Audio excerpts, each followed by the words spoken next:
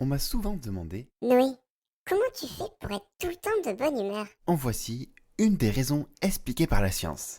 Coucou les mangeurs malins. Bienvenue sur Force de Nature, le podcast où on vulgarise la science de la nutrition. Je vous partage aujourd'hui un contenu qui concerne l'humeur. Humeur végétale vs humeur animale. Nous connaissons les bénéfices d'une bonne humeur sur la santé physique, mais qu'en est-il de la santé mentale? C'est parti.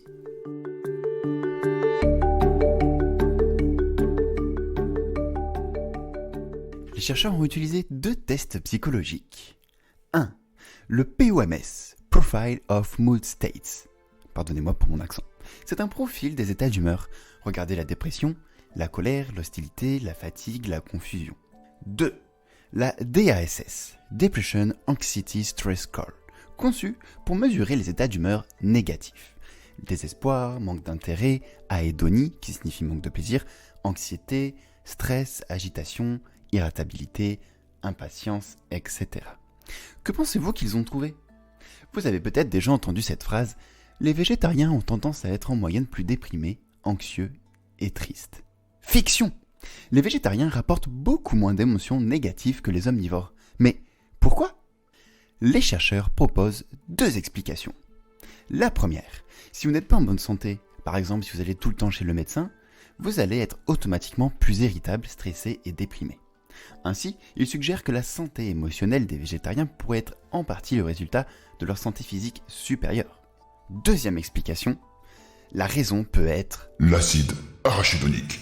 l'acide arachidonique est métabolisé dans le corps pour produire des médiateurs inflammatoires.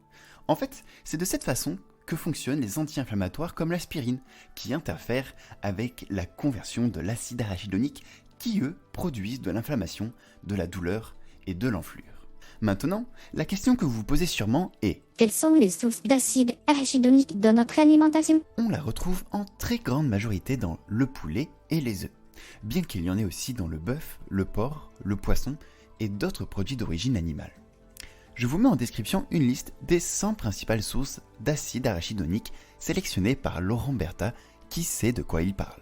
Donc, peut-être que l'une des raisons pour lesquelles les végétariens sont en moyenne tellement plus heureux et plus positifs est due à leur faible teneur d'acide arachidonique, qui est un substrat clé pour la synthèse de composés pro-inflammatoires dans le corps, ce qui peut, à haute dose, nuire à l'humeur et à la santé mentale via un enchaînement de neuroinflammation. Ainsi, les omnivores peuvent être plus négatifs, déprimés, stressés, avec peu d'espoir, en partie parce que leur cerveau est très enflammé par leur alimentation. Ce qu'il faut retenir. Les aliments qui contiennent le plus d'acide arachidonique sont le poulet, les œufs, le bœuf, le porc et le poisson. Nos conseils de Noé. L'acide arachidonique est nécessaire pour notre métabolisme. Quand on se coupe le doigt, ou que l'on reçoit une écharde par exemple, l'acide arachidonique est utilisé pour une inflammation positive. C'est ce qui rend souvent la plaie rouge ou gonflée. Cependant, notre corps possède suffisamment d'acide arachidonique pour son bon fonctionnement. Un surplus de cet acide serait contre-productif, allant directement enflammer notre cerveau, comme cité dans ces études.